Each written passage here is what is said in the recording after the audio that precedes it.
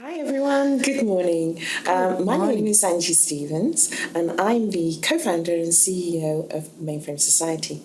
I'm extremely lucky to be sat here today with the wonderful and inspiring Rebecca Levesque, co-founder and chief revenue officer of 21CS. So Good. Welcome. Thank you and good morning. You know, we tried this yesterday. We ran out of time, so let's do it today, right? Let's do it this morning. That's right. Yes. Bright and early.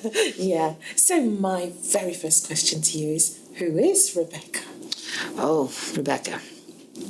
Well, Rebecca is what a lot of people will know me. If you go on LinkedIn, I'm the Chief Revenue Officer. I've been working with 21CS, or 21st Century Software, as it was formerly known, for 30 plus years.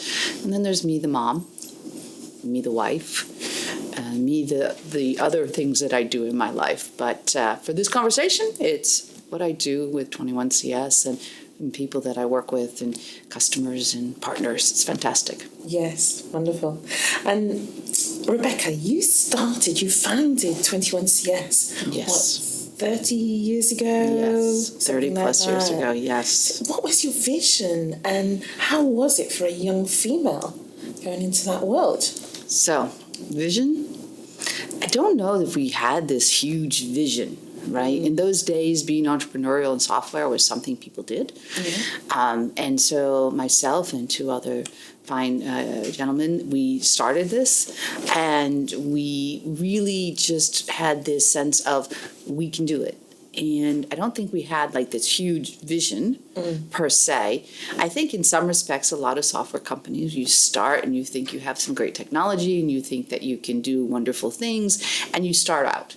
And then we at 21CS, we have evolved over time, and I would have never thought starting that I'd still be, but I enjoy it very, very much. As to the second question, I never really thought of myself as a woman in tech. I just was doing it. Yeah. I never felt that my partners and the co-founders had any difference. I don't feel a particular difference today with anybody that I work with.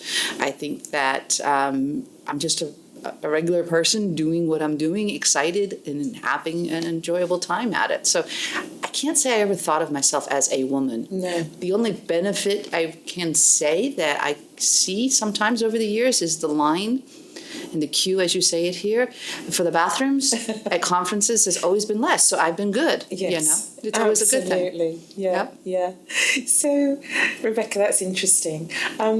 Moving on to Mainframer Barbie, it's a new phenomenon, isn't it? Yes. Everybody loves her, me included. Yes. We were very lucky at the IBM Tech Exchange in Barcelona to have Chiara Baldan borrow Mainframer Barbie for a whole day on the GSE stand. Yeah. We were amazed at how many people wanted their photo. So there were ladies who I think probably were reliving their youth, like myself.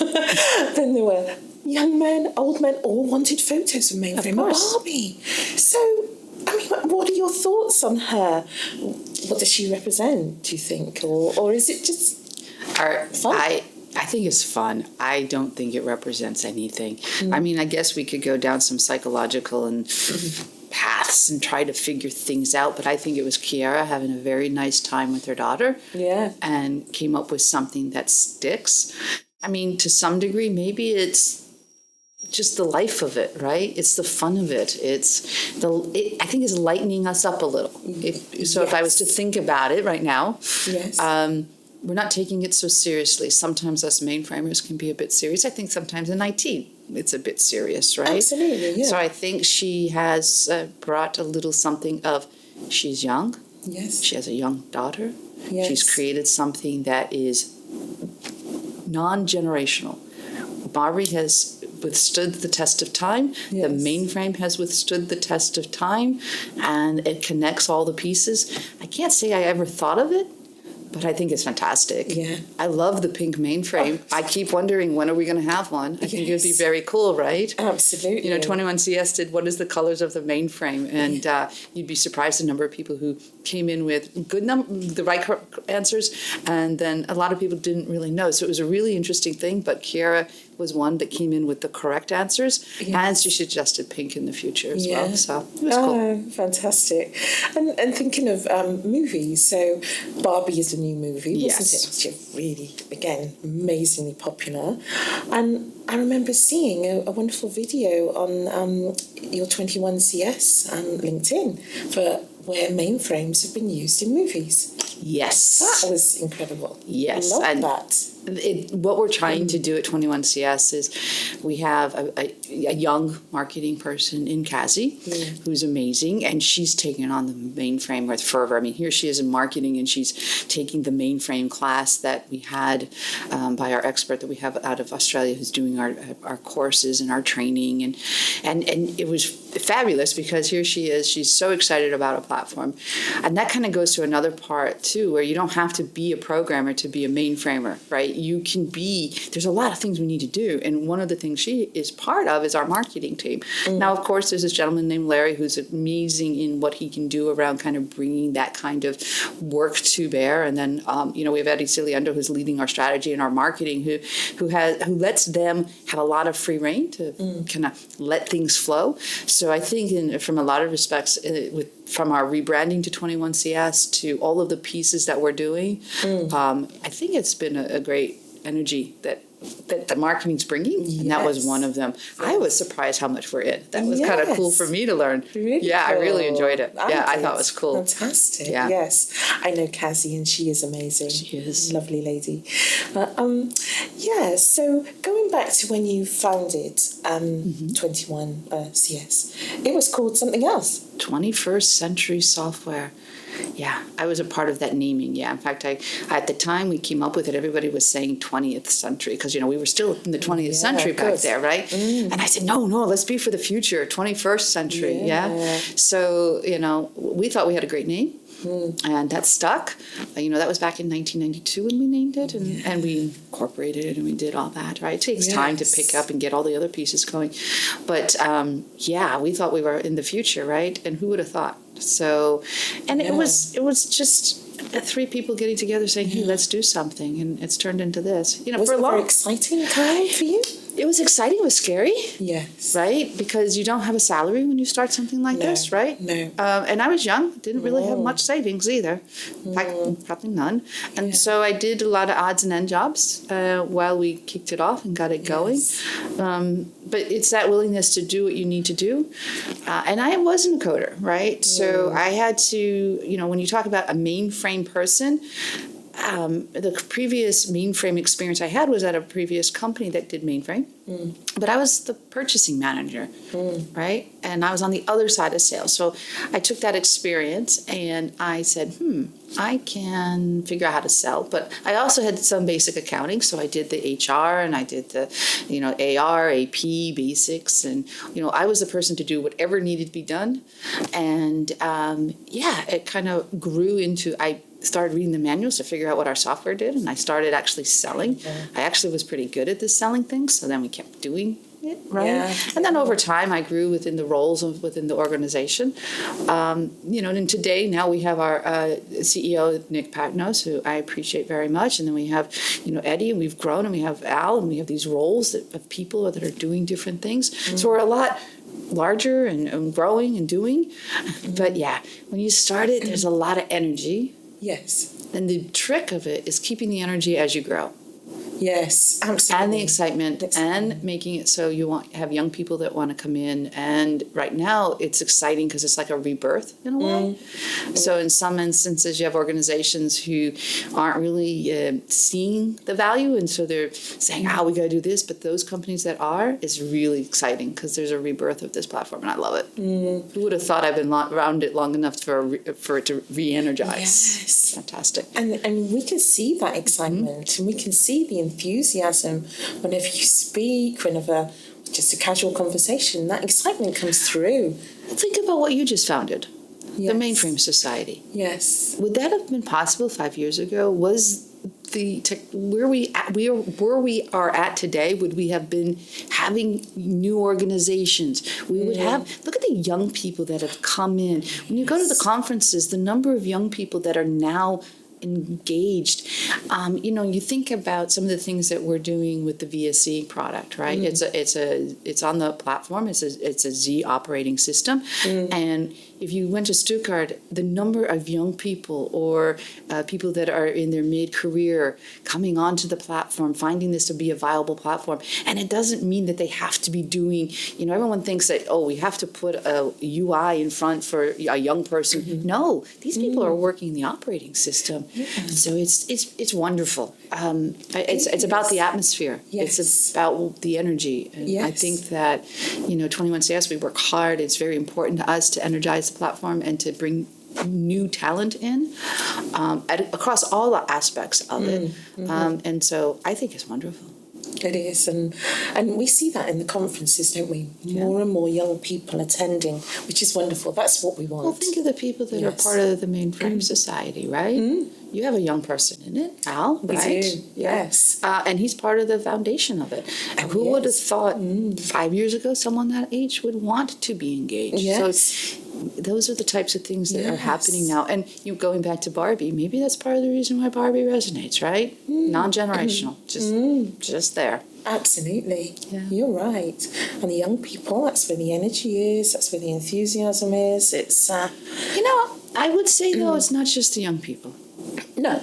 Look at you. Look at a lot of people. If you went downstairs and you talked to Henry Cooper, he's pretty energetic, right? Oh, he is. You talk to Mark Wilson, he's pretty energetic, right? Absolutely. So there's a lot of really energetic people on the platform that are wanting to share. There's this gentleman in our organization. He's one of our key developers, this John Hogan. He is extremely energetic, right? And he wants to train everyone and teach everyone. So I think we have a lot of people that are wanting to keep this going for what they did, and they want to continue it. Yes. Right. So I think it's really exciting.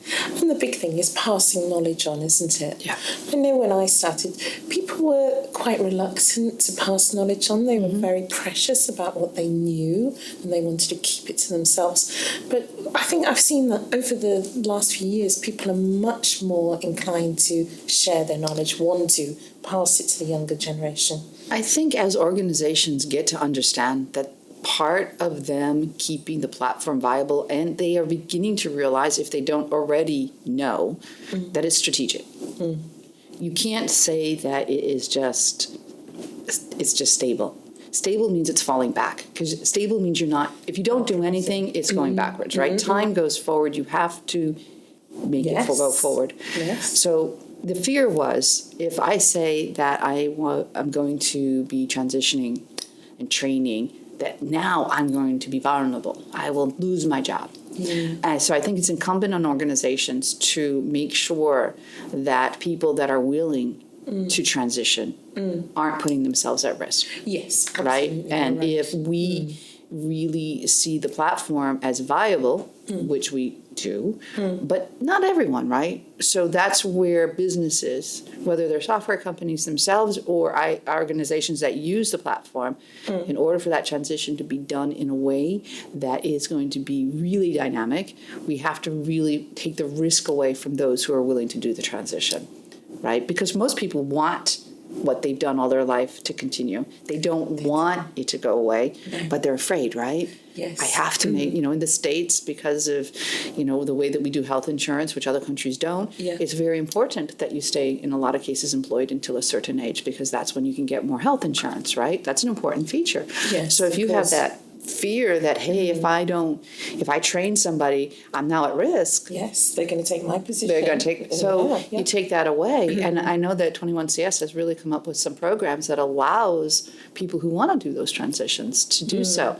And I think that's important for organizations to do, is really look at how are they helping their employees feel secure enough to do that transition, as well as all the other things we talk about is part of making the people feel good. People are the key to the success. Absolutely. Yeah. And you're a very person-orientated person, aren't you? If that makes sense. Yes, I do understand what you're saying. Yes, I think people are core, right? Businesses ebb and flow, and they will. right? It's just the cycle of life. The mainframe has gone like a roller coaster. At one point, we were going to be put out by, everybody was going to have a personal computer. Then everybody was going to have a Unix. Then everybody's going to go to the cloud, right? Yes. But even the cloud is starting to recognize, we can't put it all to the cloud. Right. Look at the super in Australia.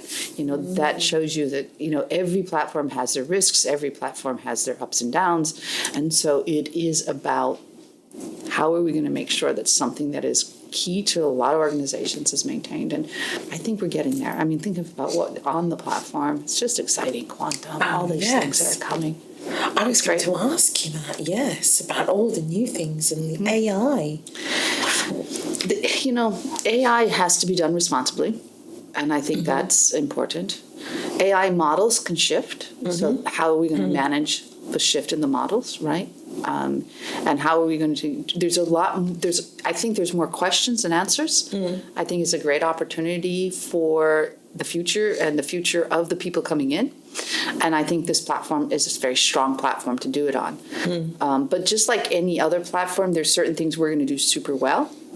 And there's going to be things other platforms do well. And that's why I think hybrid cloud is so important. Yes. And being able to really see that there is a fuller environment and how are we playing in that environment and what are we going to add to it.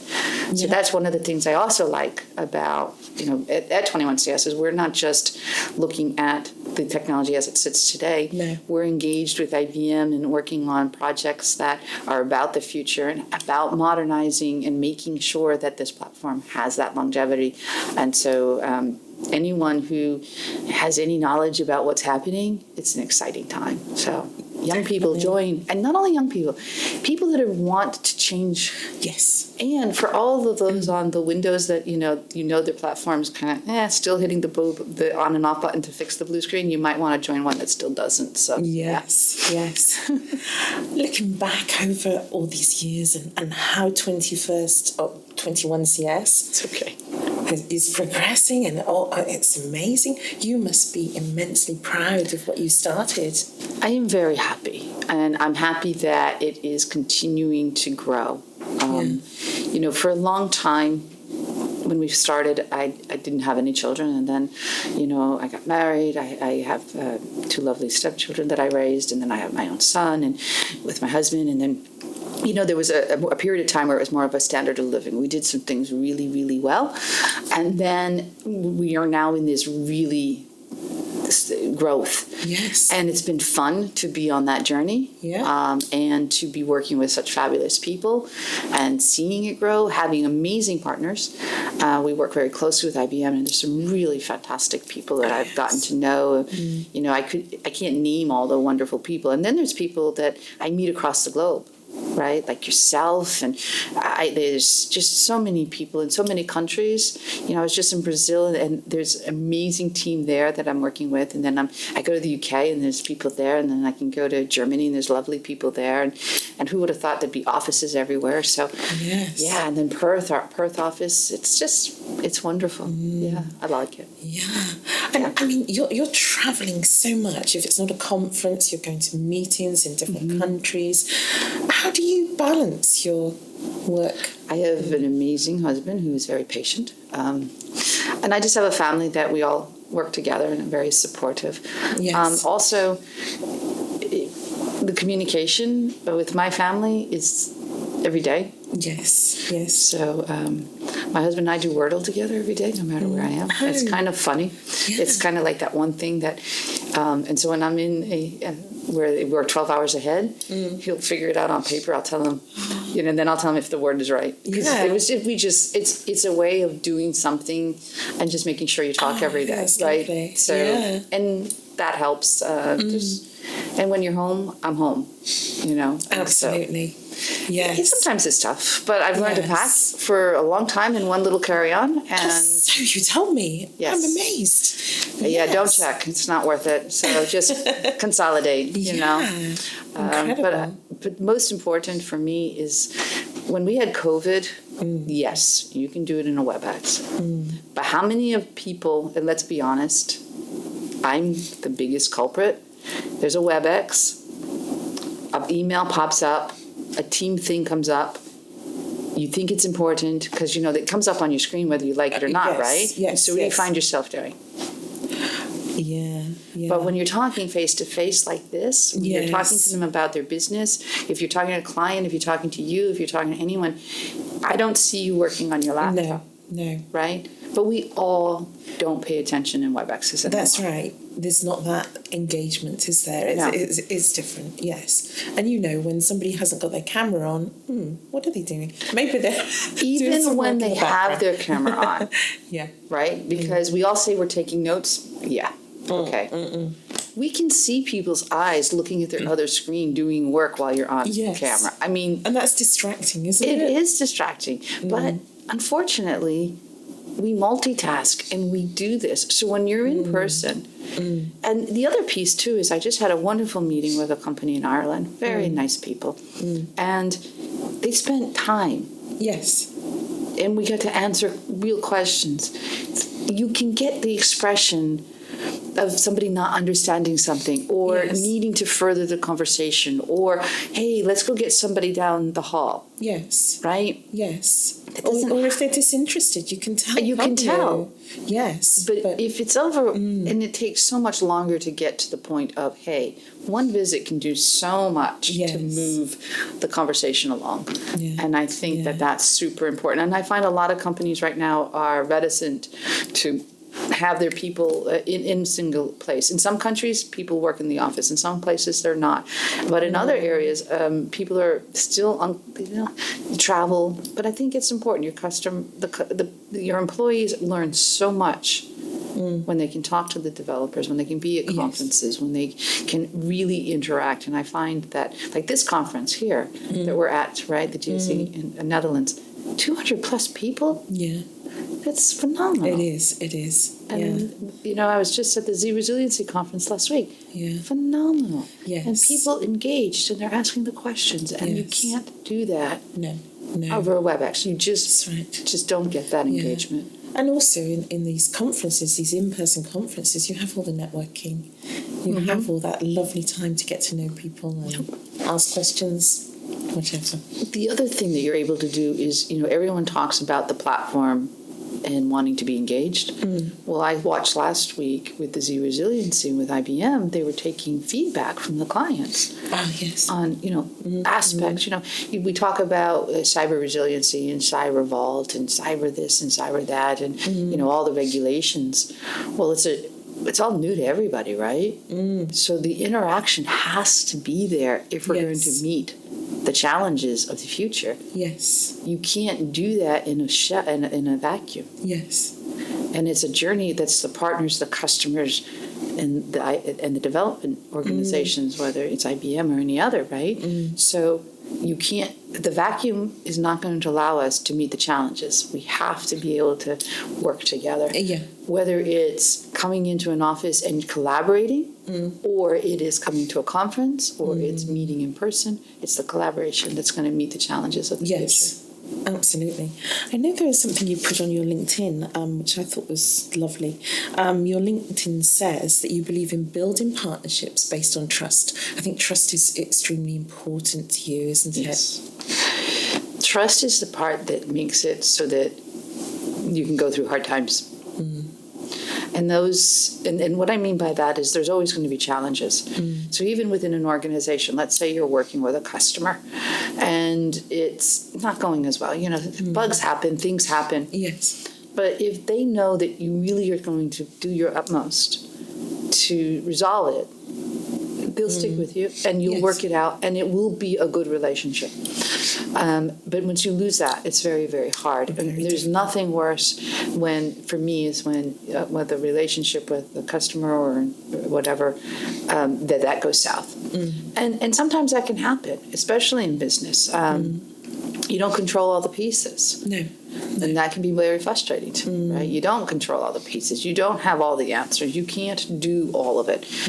But as long in my mind as you really try hard to have that one-on-one and to at least explain why something is the way it is. Yes. It's probably better. And sometimes it's just, you can't. It is what it is. And sometimes people don't like that, but sometimes not everything's... No. But being honest about it probably helps. Yes. That's the thing, isn't it? Honesty, isn't it? Yeah. And again, when you see someone in person, meet people in person, you can get a feeling for honesty, can't you? Yes. You can, yeah. There's a piece that, I grew up with my mom who says, always look at people in the eye. Yes. Right? Yes. And if they won't look at you in the eye. And so you really want to have that conversation with somebody that's over the camera. Doesn't matter, right? Sometimes in the camera you're in front of it and you're like, oh, shut me off. Right? Yes, absolutely. Let me just have a quick look at my notes here. I'm sorry. Yes. Right. I think we've covered a lot of these things. So yes, you are obviously a very, very busy lady.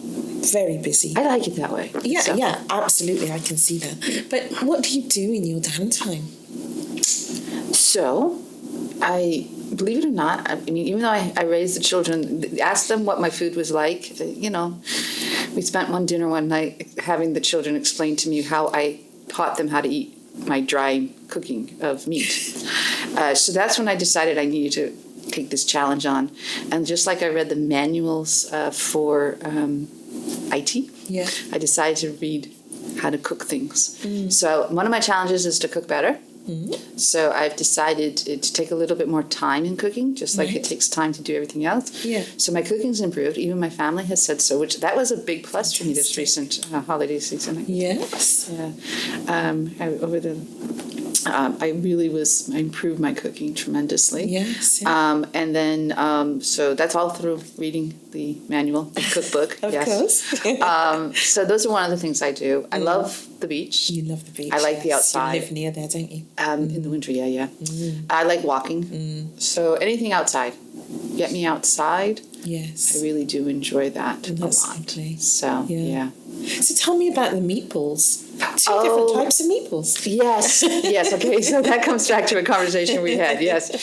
So as I was growing up, I have very mixed cultural backgrounds as parents, and so I have a grandmother who is Italian, and then my father had a Swedish background, and as well as other, and so my mom would make Swedish meatballs, and my grandmother would say, "These aren't meatballs." And so, but I tend to do much better on the Italian side of the cooking than the Swedish, that's for sure. I took on the Italian. I can make almost anything Italian food. American Italians, for my Italian friends, I know it's not Italian, it's American Italian, but we like to eat it. Yes, so that's lovely. Good. Lovely. Yes. So, touching on the learning bit, I know that you're a person who loves to learn new things. You're continually learning, aren't you? I remember listening on Tish Talks Tech, your interview with her, which was wonderful. Wonderful Tish is amazing, isn't yes. she? Yeah, and you said when you first started, you, as you've already said today, you weren't a mainframer as such, but you read manuals. And then you went on to say that you still, today, if you have time in a conference, if you're not presenting, you'll go and attend a session about something you have no idea about because you want to learn more, but you're continually... Yes, I really do enjoy it. And I'm very fortunate. I'll give you an example. There's this lady named Kadisha, and she works out of Boomlium, if I've said it right, in Germany for IBM. And she sat down one time and I really was struggling with this concept of data lakes and all of these things. And she sat with a piece of paper and she drew it out for me. And I'm like, I kept that piece of paper.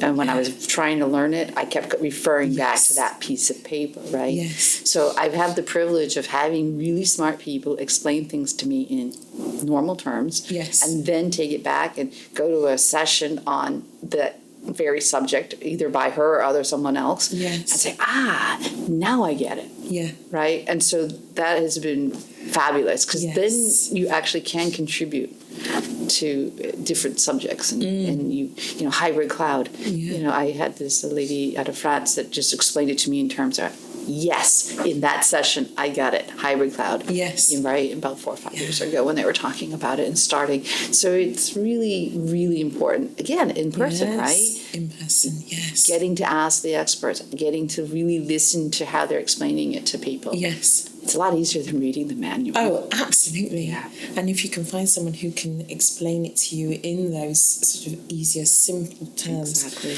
I know when I first started my career at IBM Hersley in the development lab, my mentor was almost like, well, he was like a god in development. His name was Peter Lupton. He was an amazing man.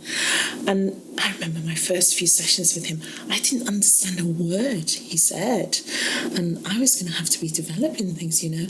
So one day I had to go to him and I said, Pete, you really need to just explain to me in simple English because I can't get it. From that moment on, for the next few years together, we had a wonderful relationship and he could explain it so well. And people would come to me, Anji, could you ask him how to do this? And I would get it all in simple English and pass it on. And then people could learn. And that is something that we need these gurus to do, to be able to pass their knowledge on in a simple way, you know, for us mere mortals.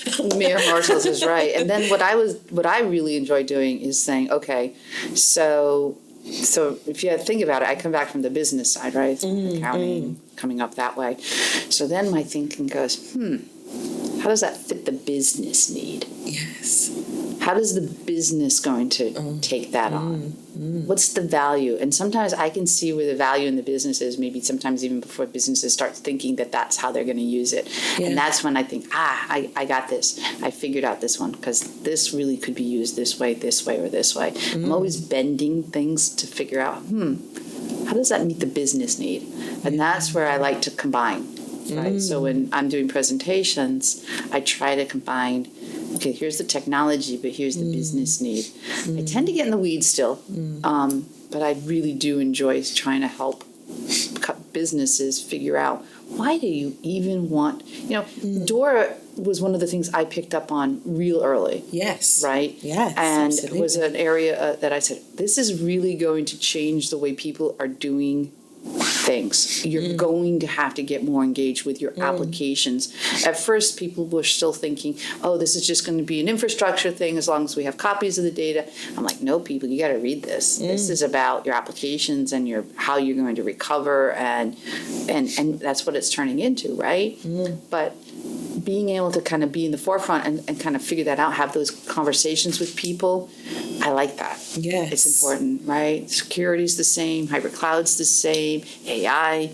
Yes. It's not just the technology part, and that's where in the mainframe area so many people need to be engaged. We don't just need developers. We need people that actually are going to translate this for people. We need people who are willing to market it, people who are willing to learn enough to position it properly with the businesses and really understand the business value. So there's a lot that needs to be done, and we're just touching the iceberg. Yeah.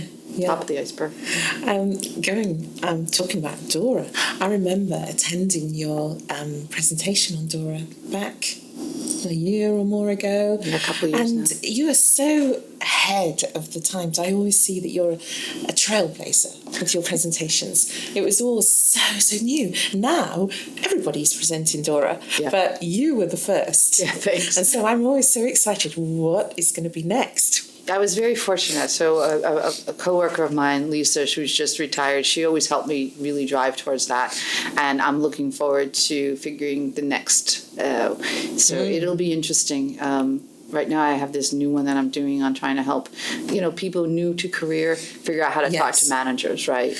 Because not so many of them can see that. So they don't see themselves being able to do that. No. Oh, wonderful. Right, so, yes. What would you say to somebody coming into the industry, whether they're fresh out of university or school or transitioning? What would you say to those people? Any advice coming into this profession? Whether developer or marketing or... The sky's the limit, and don't hold yourself to where you're coming in. No. Because I have seen some of the best people doing what they're doing that didn't start in that area. And don't think because you don't know that you can't. Some of the best developers that I known who have done amazing work didn't have college degrees. They did have college degrees, but it was in marketing or it was in other subjects that had nothing to do. Music. IT, music, all types of areas. Yeah. Some of the best architects, some of the best people who have been creative. Think about, a lot of times the creative mind is what creates the interesting, right? So yes, coming in with the skill, fantastic. You may find yourself wanting to do marketing. Yeah. Don't limit yourself. Don't know that the impossible is possible. And it doesn't matter socio or whatever you have. This is a platform where you can actually, if you dig in, and you work hard, focused, you can do it. Yeah. Just like anything else too, though, right? Yes. You dig in, you work hard, you stay focused, you really show yourself stellar, positive. Yeah. But in this one in particular, you can. The economics is there for you to do amazing things. Yes. Even, you can come in and not have had the best of economics in your life, and the mid-career, and you push yourself through. Yeah, opportunity. Yeah, the sky's the limit, really, isn't it? It is. In our industry. I think we've really. And it's for everybody. Yeah. It doesn't matter. No. Man, woman, young, middle, mature. Absolutely. Absolutely. Yep. Oh, wow. Thank you so much, Rebecca. Thank you. Oh, I feel so privileged to have you as my friend. It's lovely. We've known each other for a few years now, and and it's just been incredible. I'm just privileged that you thought of me as the first person to do. So, it'll just get better from here. It'll keep getting better. So you're gonna do amazing, and I'm so thrilled with what you're doing with Mainframe Society. Oh, thank you. I think it's bringing a lot of attention to the platform. I've been watching the things that you're doing. It's going to be fabulous. And so congratulations on that as well. Thank you so much. And maybe Letitia's someone you should bring on. Can you imagine the two of you having a conversation? That's a good idea, isn't it? It is. So. Good idea. Letitia, if you're watching.